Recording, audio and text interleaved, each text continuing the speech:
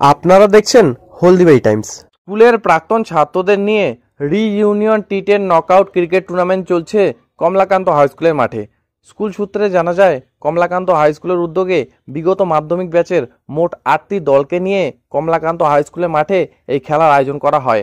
রবিবার চতুর্থ quarter final খেলায় পরস্পর মুখোমুখি হয় কমলাকান্ত হাই স্কুলের 2016 মাধ্যমিক ব্যাচ বনাম 2017 মাধ্যমিক ব্যাচ। 2017 মাধ্যমিক ব্যাচ টসে জিতে ফিল্ডিং করার সিদ্ধান্ত নেন।